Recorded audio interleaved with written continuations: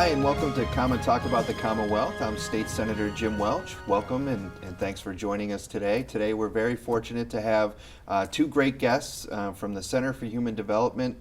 We have Kim Lee, who is the Vice President of the Office of Development, and we have Jerry Myers, who is the Director of the Cancer House of Hope. And welcome, both of you. Thanks for joining us. Jim. Thank you.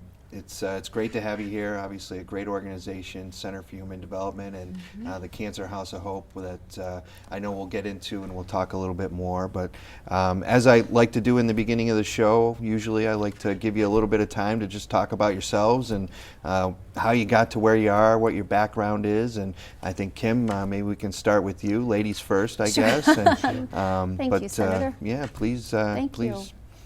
I actually have been in the Western Mass area all of my life. I was born and raised in Springfield, Massachusetts, and now live in Wilbraham with my husband and our two girls, but have been in fundraising and development really for most of my career, or since I graduated from Westfield State in 1992, no, many years ago, and have a master's in mass communications and business development. And before joining CHD, I've had a career that included Square One, which is early childhood development and parenting. Before that, I was with the Basketball Hall of Fame, headed up their marketing efforts, and before that, I was with the United Way of Pioneer Valley. I'm very, very happy now to be at CHD and responsible for their marketing, advertising, and fundraising efforts. Right. And I know they're very glad and fortunate to have you working on their team as well. Thank So, you, but Jerry, we met a couple weeks ago at the Cancer House of Hope in West Springfield, and I'd love to give you a moment just to kind of talk about your background and kind of how you got to where you are. Sure. A lot of my background is actually in agriculture, not related, but also I've had a lot of experience and background with nonprofits. And some of the basics of fundraising and volunteer management and so forth I've done for years. And what attracted me to the position at the Cancer House of Hope was the fact that both of my parents had had different forms of cancer. So that got me interested. And the more I researched and learned about the house and its programming, I really appreciated and respected what they did and wanted to become a part of it. Great. Well, I know after touring the House of Hope a couple weeks ago or a month or so ago, it's a tremendous facility that I know we'll talk about a little bit more. But I think in the beginning, maybe we'll just talk a little bit about Center for Human Development and kind of what the mission is and the type of work that's done. And Kim, I don't know if you can just maybe just talk a little bit about the general work that's done by by the Center for Human Development. Sure. We actually, it's sort of an interesting story. Back in 1972, actually, there were 4 individuals who had been working in the social service field for some time. And around a kitchen table much like this, these 4 friends and colleagues got together one evening and said, you know, there's a lot of good that's happening in this community, a lot of programming that's available, but we're really becoming concerned in that these programs and these services seem to be forgetting the human in human services. And that conversation also came at the time when states were looking at emptying state hospitals that had been caring for individuals, adults with developmental disabilities. And so these 4 friends said, you know, we can develop a program, we can develop a service that will treat these individuals in a place that's safe, that's warm, that's welcoming, and that actually exists within their own community. So going from a hospital setting to more of a home-like setting. So they got together and they formed CHD, and so this noble idea that they once had over coffee one evening really turned into what is now the Center for Human Development. So for the past almost 50 years, we have been working to provide mental health services, outpatient behavioral health services, services for families and individuals experiencing short-term and long-term homelessness. We do a lot with foster children. We recruit foster families in order to provide a stable and safe environment for children who are in the state's Department of Children and Families Custody. We have programming in terms of after school. Youngsters with some kind of a developmental disability in Holyoke are actually welcomed every day after school into a program that provides a great snack, helps with after school help, and then we do a lot of field trips and outings for them as well. We have a wonderful little program called Disability Resources, which makes it possible for youngsters as well as adults who are not able-bodied but who are experiencing some form of disability, whether that be because of a birth defect or because of an accident or a situation, actually get involved in adaptive sports. So we have a very active sled hockey program that we run, the junior and the adult nights. We have a huge championship that takes place over in Amelia Park every year. And so we have programs that feed the hungry up in Amherst. We have a domestic violence shelter up in Northampton. So all in all, CHD helps just about 17,000 individuals every year. Wow, 17,000. That's 17,000. That's a big number. That started from a conversation between 4 people to now, having such a positive effect on so many people. It really, truly is amazing. Now, in terms of the location, you talked a little bit about some of the communities that Yes. CHD reaches out to. Is there a certain kind of boundary, or are there a certain area that CHD focuses on? Right now there is, but to us there never is. And so why does that make sense? And so right now we are in Connecticut, we are in Western Massachusetts, we are in Hampshire County, Franklin County, Berkshire County. We have a very small program in Worcester as well. But we're always looking for opportunities to collaborate, to partner. And so where our home base right now is really from northern Connecticut to the northern Berkshires, and then a little bit west. We really are always open to opportunities to collaborate with different programs in different parts of the state. Right. And I think a lot of times people have seen the name CHD in the community or somewhere, and but they don't necessarily know exactly what type of resources are provided by, or what type of programs are provided by CHD. So I think this is, you did a great job, and it's a great opportunity to be able to kind of highlight that. And I know we'll put stuff up on the screen afterwards too, and in terms of how people can get in touch with CHD, and Absolutely. What the best way to go about that is. But as I said, Jerry, we had talked about, or we had visited with each other, and Kim was there as well at the Cancer House of Hope in West Springfield. And I know residents of West Springfield have probably driven by the facility, but maybe aren't exactly aware of what exactly goes on there, what type of resources and support is provided. Do you want to just give a brief introduction kind of about absolutely. it? The Cancer House of Hope started in about 1997. Founded by a woman who wanted to create a home-like environment, a comfortable environment for people to get assistance and find support who were going through their cancer journeys. Today we offer Reiki, yoga, massage therapy. We have a relaxation group. We also offer wigs, and we have several different support groups for people.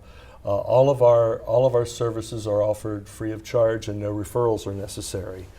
That's important to us because we want to make our services and programs as accessible to as many people as possible, and as easy for them as possible to come in and be able to just relax and find support. We also have a library available for people to come in, and we're open every day from every weekday from 10 a.m. to 4 p.m. for people just to stop by and check us out. And as you said, there's really no requirement or pre-authorization if it's something that people are in search of or in need of. It's something that they could either stop by or contact and really find out more about. Is there a website or something that? Oh, sure. We have we're on Facebook. We have a website. You can go to chd.org and scroll over on Adult Services and find the Cancer House of Hope, or just type in CHD Cancer House of Hope. Sure. And we have a website with information on lectures, a lecture series, our schedule, so people can see what events and activities are happening when. And I should also add that our services are available to anyone who has had cancer, currently has cancer, and their friends and family. Mhm. And I would imagine that many times people, when you talk about referrals or the fact that you don't necessarily need a referral, but is it people come to the Cancer House of Hope? Do they come from, obviously a wide geographical area, but are they referred to, or maybe is the first introduction from a family member or a friend, or is it typically the person themselves, or is it a little bit of both? Yeah, it's a little bit of everything. We do get quite a bit of referrals that come through oncologist's office and the hospitals. We have our brochures at the community hospitals, the local hospitals, so people can learn about us there. Now, how many people would you say that you service every, or not service, but actually Right. deal with on a yearly basis or Yeah, quarterly basis? we have about 350 different members. We call our participants members, and in any given year. And in this past year, we actually offered a total of just over 1,800 service hours to that group of people. So that's, wow, 350 people. That's members. That's amazing. Now, how did the CHD decide to get into this type of service? Oh, Yeah, I'm no, sorry. Jerry. Okay. Actually, as I understand it, about 4 years ago, the Cancer House of Hope actually approached CHD about taking them under their wing, and they looked at the programming and felt that it was a strong community social program and certainly fit their philosophy, and that's how it all came to be. At that time, they had two houses. One was in Westfield and one was in Springfield, and CHD merged those two houses into one location in West Springfield. Right. And it's okay to give the address of where it is? Well, absolutely. It's 1999 Westfield Street, which is Route 20, and it's just outside of West Springfield on the way to Westfield. Sure. And for people who are familiar with the area, if you're from West Springfield or if you pass through West Springfield, it's near the old Tatum School, Tatum Fields, right on Route 20 in Westfield Street in West Springfield. And there is a sign out front, and I think we're going to try and do some activities around getting people in the community more aware of the type of services that are provided and what exactly the Cancer House of Hope is, and what it can do and how it can help people provide the services that are necessary. So, well, we're just about out of time for the first segment, so we'll break now and we'll do some public service announcements, and then we'll come back and we'll talk a little bit more about CHD and the Cancer House of Hope and the great work that's done. So we'll see you on the other side, and please stay tuned for some public service announcements. Thank you.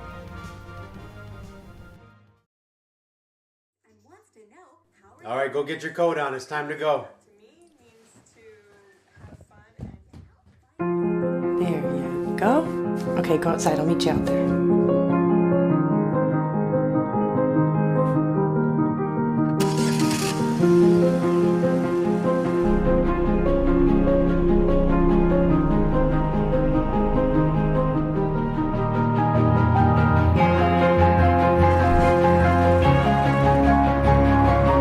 You ready?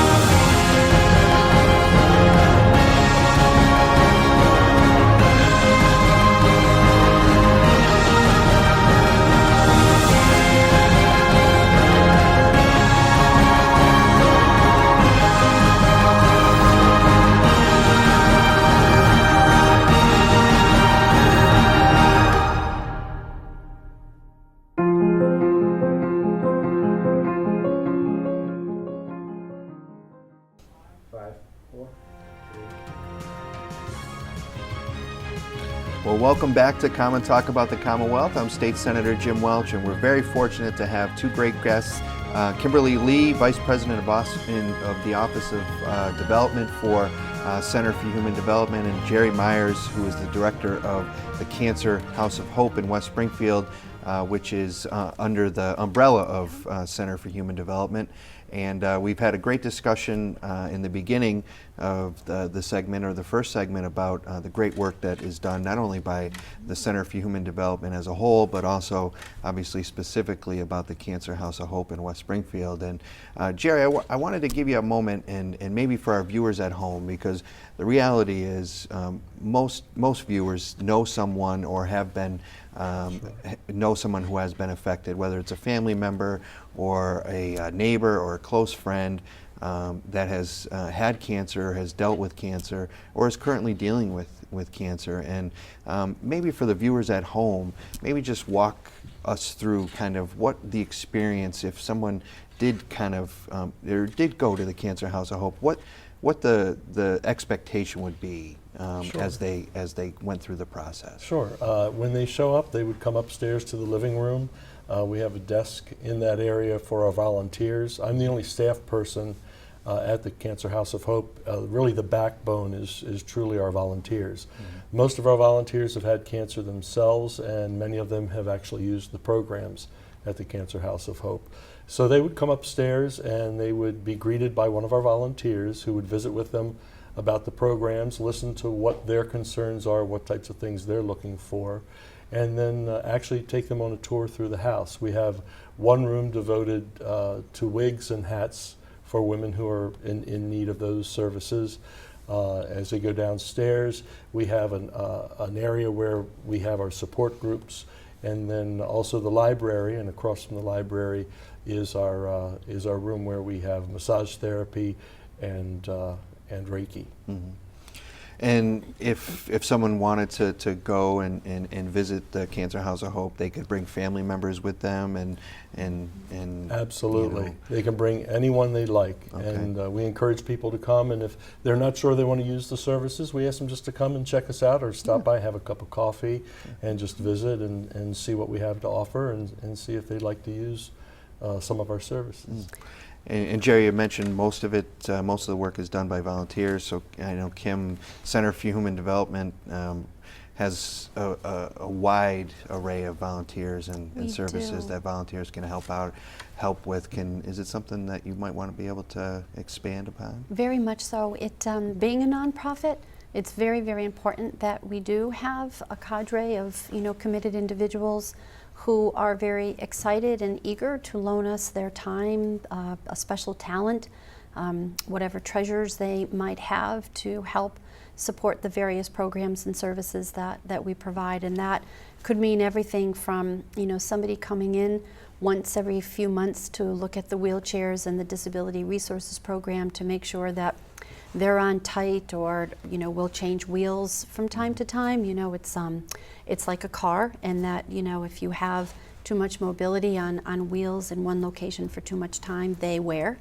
And so the wheels have to be taken off and flipped and rotated and put back on again. We have programs available in our youth program, our early intervention.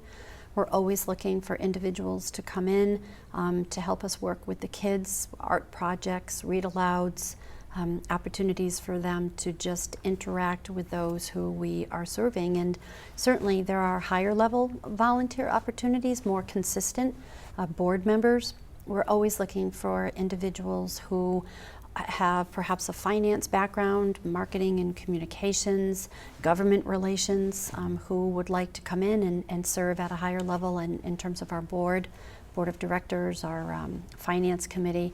So from the board all the way down to, There's plenty of opportunity available for somebody. is. And now, if someone wanted to volunteer, many of our viewers that watch, I think, are those type of people who like to volunteer in the community.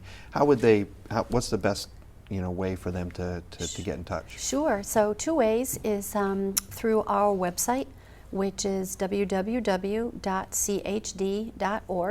and they can simply log on, and our homepage, our landing page, will indicate where they can go for volunteer opportunities, ways to get involved, whether that's a financial donation or a donation of time and talent through volunteering.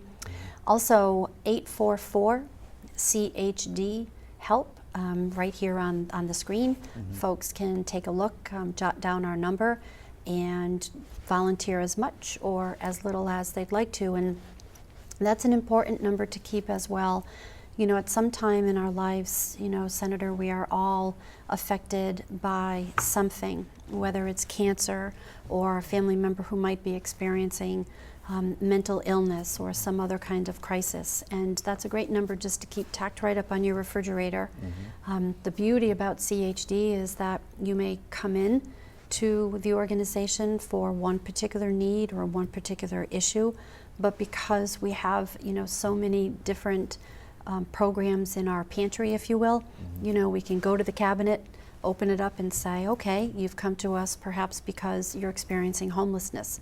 Well, let's take out a little employment and training, and let's help you with your job search. And oh, I see, you know, your children might need access to childcare. Okay, well, let's, you know, give you a referral to an organization who can provide that. So, you know, you come in through one door, but then there's this big warm blanket of programs and services that get wrapped around you, so that you have only one place to go to get everything that you might need to help with whatever situation you're encountering.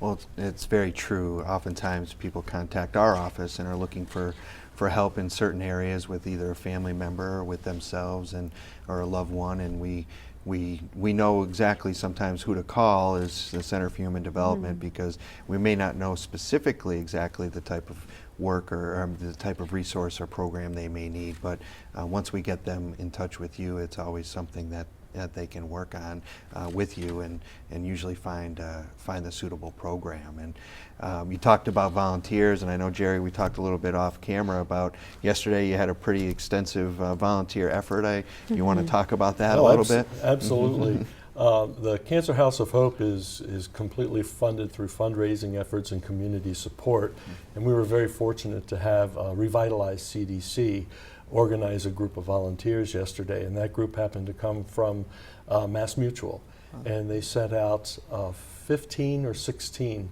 volunteers for the day who worked the whole day and did some major projects and upgrades on the house that literally could not have been done without their support. Wow.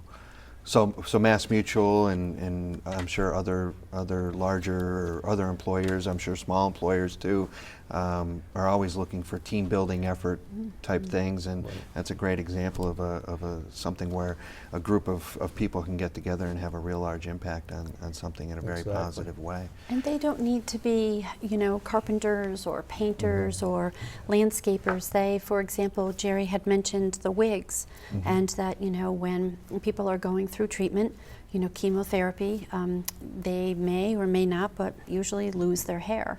And so there is a very extensive collection of wigs that are available, and those need combing out and, you know, need to be freshened up and put out on display. And so volunteers who just want to spend a Saturday, maybe a Girl Scout troop or you know, a local baseball team, you know, might want to come out for a couple of hours. So there are those, you know, short term and then, you know, certainly longer term. Sure. And when I visited the facility last month, you know, the one area I was particularly surprised, or I had heard about, but the studio. And can you talk a little bit about how important that is, whether it's yoga or any other type of, I think you said Reiki as well, how important that is for somebody who is currently battling cancer? Oh, it's critical. There's more and more research happening that suggests that a big part of your wellness and recovery is to keep moving and to keep active. And yoga certainly helps with that.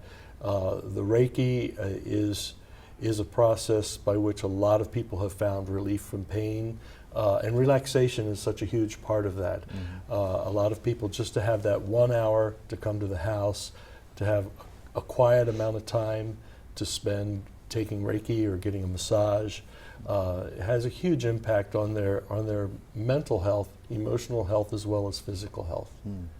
And when we visited last month, it was surprising, and I can't stress enough was how comfortable of a location. And we sat and had conversation, had some coffee, and talked about the programs that you offer, but how comfortable it was there. Can you stress how important that is? Oh, absolutely. For a person going through their cancer journey, if they can find a place and time and a space and time where they can just relax, feel comfortable, and happy with their surroundings, has a huge impact on their own recovery.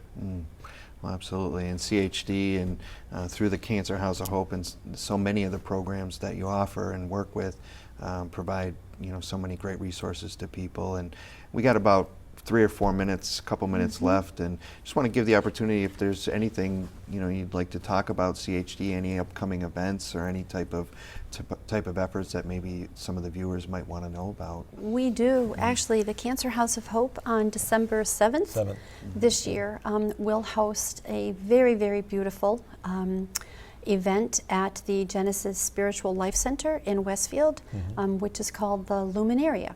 And I'm very new to the organization, but already I'm very excited to be able to participate in the event this year. And maybe, Jerry, you can explain it, I'm sure, much better than me. And So basically, luminary bags are available for purchase, and people can purchase them in honor of someone who's had or has cancer, or in memory of someone, a loved one who's had cancer.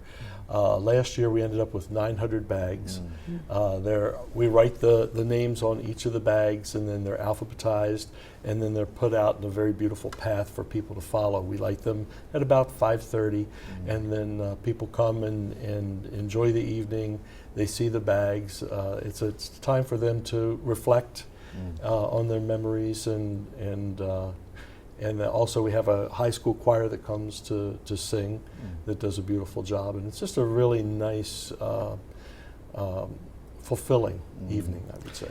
Yeah, I saw pictures. I wasn't at the event, but I hope to join it this year. But the pictures were, obviously the visual told 1,000 words, that's for sure. And so that date again is, and we'll put it up on the screen. Yes, please. It's Monday, December 7th. It is at the Genesis Spiritual Life Center in Westfield, and individuals can purchase their bags, and we want to thank Westfield Gas and Electric, if that's okay, for their willingness to include order forms in the November bills. So people will have an opportunity to fill out their form or to go online this year.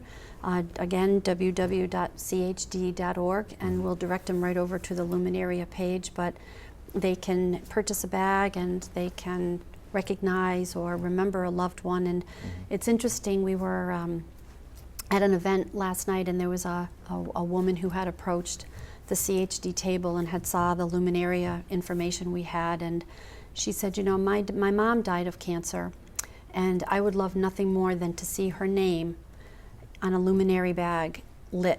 And we take for granted that when people pass from this horrible disease, that there are such few opportunities to hear that person's name spoken or to see their name.